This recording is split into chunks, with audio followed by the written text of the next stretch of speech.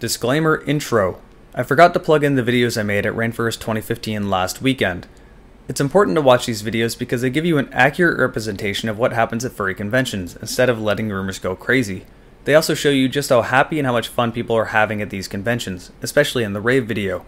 So go ahead and click the annotations to watch these videos, or click the links down below in the video information for those of you watching on mobile, or if you just want to open these in new tabs and then watch them once you're done with this video.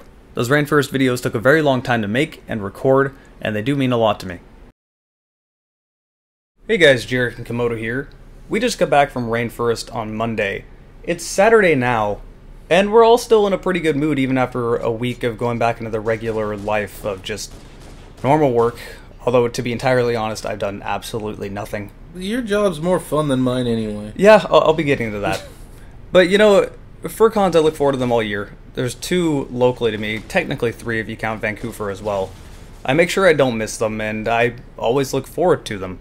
And I just wanted to talk about the furry fandom in general, and how conventions kind of fit into the fandom. And I'm not going to disprove any misconceptions about the fandom. I'm going to more talk about what it is rather than it isn't. So a little bit of background information on me and my involvement with the fandom. I'm 24 years old. I'm not as old as people think I am. Someone thought I was 28 the other day, which is strange to me. But I have been in the fandom since I was 8. It's been 16 years. I essentially grew up in the fandom. It's been kind of a big part of my life, you could say. I've been a fur for longer than not. So I think I'm kind of qualified to talk about it just a little bit. I'm going to break the furry fandom up into 3 different parts. I'm going to attempt to explain what it is before I get into anything else. I'm going to break the fandom up into 3 different parts: art, fetish, and community. All these parts are equally important to the fandom, although you don't have to be interested in all of them for you to be a furry. I know plenty of people that are only interested in the art aspect, and there are those people that are only interested in the fetish aspect. And then the thing you kind of stick around for is the community. And in my opinion, this is the most important part of everything when it comes to it. It's the reason it still exists, rather than just being this weird one-off thing on the internet that you see occasionally, despite what people seem to say.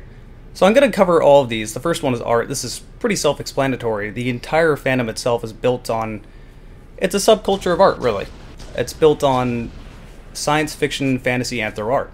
And there's a ton of it. And there's a lot of really good artists that I feel are completely overlooked, purely because people just don't really know what the fandom is. I'll put some examples up on the page. All of this obviously completely clean, because you don't show adult art on YouTube unless you just want to get your stuff removed immediately. This is all art I have commissioned myself, personally. And I'm very happy with all of it. The first picture is the Raining Blood picture I got from Locali, an artist named Locali. This is the picture I use on my badge when I go to conventions. Things like this. The second picture is the Shock City picture I got from Theme Finland, who is a very cool guy. I know him personally. He's on my Skype. We talk fairly frequently. The third picture I'm going to show is the Feral Blood picture I got from Scaley, who actually lives over in Germany. I might have mispronounced her name. But yeah, she lives all the way over in Germany, and again, another really cool person. Most of these artists are very relaxed. So yeah, art is a very big part of it, and there's a lot of really, really good artists. I usually focus on more realistic art. You can find art of any different kind when it comes to it. And the next one we're going to talk about is fetish. This is somewhat self-explanatory, but the big misconception is that furry art, or furry, the adult side of it is bestiality, which it isn't. So, need to make that clear. Absolutely has nothing to do with that. There's a lot of misconceptions about this, but that's not what it is. This side of it confuses me, because this is the side that the internet really focuses on very hard. I'm not entirely sure why the internet focuses entirely on this. It's almost as if the internet thinks that the furry fandom is 100% a fetish, which it is not. It is a art subculture, and if you think that an art subculture is purely a fetish, then, well, you're very naive to what it actually is. So, again, in making that very clear, it is not 100% a fetish, and it has nothing to do with bestiality. But the thing that confuses me farther is that, even while saying this, some people will still be against it. Which, for the internet, being a thing that is very open towards sex, confuses me. Because it harms no one. If people like doing what they do, then let them do what they do. It kind of annoys me because in general it paints a negative picture towards alternative sex, and really there's nothing negative about it in any way whatsoever. You can do whatever you want to do as long as it harms no one. And that's definitely what the fandom is. And the third one, and this is the one that gets easily the most overlooked out of anything, community. As I've said before, you essentially show up to the fandom for the art and stay for the community. It is incredibly important for many, many different reasons. It's the reason the house I live in even exists to begin with. Everyone in this house is a furry. There's a reason we call it the Scaley House. That's why it happens. I've known Raptor since 5th, 6th grade. He's one of my oldest friends. He's really one of the few that have stuck around. And no matter what community I've been in, typically the way it works is you meet someone through, let's say basketball. I'm on a basketball team. I meet someone, I become good friends with them. And then once that basketball season ends, or that school year ends, or you go to a different school or whatever, you lose contact. You never see him again. But when it comes to the fandom, they're always there. They never leave. So these are the people you kind of grow up with, and the community you grow up with. And I have never seen a community, even in a city like Portland. I live in Portland, Oregon. This is a very, very open city, which, I was lucky to be born in a city I can consider to be home and to be so open-minded about things, and I'm sure you'll agree with that. Yes. But even compared to Portland, the fandom is incredibly open. And it gets into a situation where, depression and anxiety is very prevalent. Yeah, it's everywhere, but people don't take it seriously at all. I'll put a hypothetical situation out there. Someone moves into a big city from a small town. They know no one. Their family's still in the small town. They have no friends in the city. They don't really know where they're going. They don't know how to get from point A to point B. They have no experience with the city. And then comes along someone else that is in the same community, or not same community, but is into the same things they are. Suddenly they have some sort of contact with someone. And that person brings them into their own personal group of friends, and then drags them over to conventions or whatnot. And now suddenly they went from knowing no one to having a group around them to having an entire huge community based around something they already enjoy. This happens all the time in the fandom. It is not a hypothetical situation. This is the thing. I do this all the time with people that move into the city. I make sure I go out of my way to drag people away from work on their days off, to drag people to conventions, make sure they go. It's kind of important to see this happen in general. Like I said, depression is very common. I personally myself have never struggled with it, but I know a lot of people that have. I've never struggled with anxiety either, but that also it runs very bad in my family. Thankfully, I just didn't get it. It runs on my father's side, and I just was one of the lucky ones. But yeah, I know how to deal with it. I know how to deal with people that have it for the most part. No one is perfect with this, but it's important to have some sort of community around you. And as I've said, I have never seen a community that is this open towards anyone. And I'm sure you'll relate to it. I've never really been a very shy person. I've always been very assertive, outgoing. But despite this, to give you an example, I've been on basketball teams, baseball teams, I do whitewater rafting, snowboarding, surfing. I do everything. And despite all of the communities I've been involved with, the furry fandom is the one that I specifically seclude myself to. And it's not even intentional, it's just where I want to be. Yeah, like, just kind of piggybacking off what you were talking about there. That's pretty much what you did with me. Like, if you remember, when I first got here, I pretty much locked myself away in, well, I can't really call it a room, it was the living room. But yeah, I didn't do anything, I didn't go anywhere, mostly because I didn't have any money, but, like, I felt like I was a burden. And then just, like, the first year that, oh my god. The first year of, Furlandia. Good god. I was so nervous. I had to drag him to Furlandia. I have not seen someone so nervous about something. Before we left, we stopped by the bank, and I got a lollipop from there. Like, maybe an hour or so into the convention, I had finished the lollipop and had literally chewed the stick to a pulp. That's how nervous I was. Keep in mind, this is the first year for Landia. There was only, at most 300 people there. It was a pretty small con, to say the least.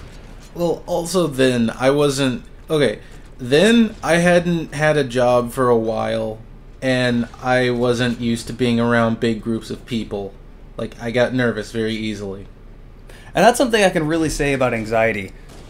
Anxiety tends to go in a very vicious cycle of you see something you want to do and then you worry about it. Like, what if something goes wrong? What do I do then? So you don't go. And then you worry about, well, what did I miss? And it starts all over again. And until you go, it never ends. And until you go numerous times, it doesn't end. Because it takes a while to get more comfortable with what you do. That's kind of where I'm at. I've never, like I said, I've never really struggled with anxiety, but I know a lot of people that do, and this is what I've gathered from the people that have suffered from it. Some people have it more than others. Some people have disorders for anxiety. That's something, like I said, that's something that runs in my family that I just luckily didn't get. But you know, that's the situation I'm at when it comes to Rainfurrest and Furlandia. I am most comfortable at these cons. I enjoy myself. I enjoy what I'm doing. Each time I go there, it honestly just kind of reminds me of like how lucky I am in general. And a lot of it's luck, but a lot of it's just I've worked a lot, to say the least. It's luck that I was born in a city that's just so open and feels like home. But at the same time, I constantly drag new people into my group of friends. It constantly gets larger. And, you know, I call it a group. Unofficially, at times, I will refer to myself as a leader to it occasionally. But that's not serious. It's just kind of, it's about everyone, not really about me. So that just happens with what I do.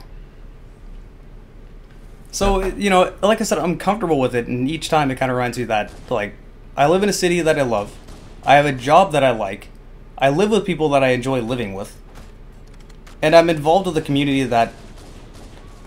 What the hell was that? So I was jump crouching to the ground. I'm involved with a community that I greatly enjoy. You know, and it's one of those things where if you were in the fandom and you have a convention near you, go to it. I really encourage people to go to it. I will actively go out of my way to try to get people that live across the country or across the world for me to go to conventions. I was just talking to a Fenris, a Charizard I know, and a bird I know that live down in Texas. Two of them live in Dallas, one lives in Houston. I was trying to get them, and they don't really know each other yet. You know, and I'm trying to throw them at each other so they can go over to... There is a somewhat large con in Texas called Furry Fiesta. That's about 2,500 people that go. For those of you that don't really know about furry conventions, that's considered a major convention. Fur conventions compared to other conventions aren't attendance-wise huge, because, you know, there's not as much interest when it comes to the furry fandom compared to, like, a Comic-Con or something like that. I mean, say, Portland Comic-Con's like 20,000. Seattle's Comic-Con's like 70,000. You know, those are big cons. But a big con for, say, the fandom, the largest con is around 6,000. Rainfurrest, what we just came back from, is 2,700. So, you know, and this one is in Texas is like 2,500, maybe a little bit less than that. So, for a furry thing, it's really big. But yeah, you know, it's like I said, it makes you happy, it makes you comfortable. This is your life. This is what you do. This is where you are most comfortable, and these are the people you associate with. To some people, they may see that negative. To me, I just look at it, and I would encourage you to, instead of look at it and go, this is fucking weird and you people are weird, instead look at it and go, these people are having a lot of fun and really enjoying what they're doing. So, you know, that's the thing that people do in general when it comes to this, when it comes to the world. It's really easy to focus on negative because that's what stands out. That's what people really want to focus on. I mean, for example, at Rainfurrest this year, there was an isolated incident that happened. And of course, you know, social media did what it did. It got a hold of it, and then people that didn't even go were saying how bad the convention was. Whereas everyone that did go was talking about how much they enjoyed it.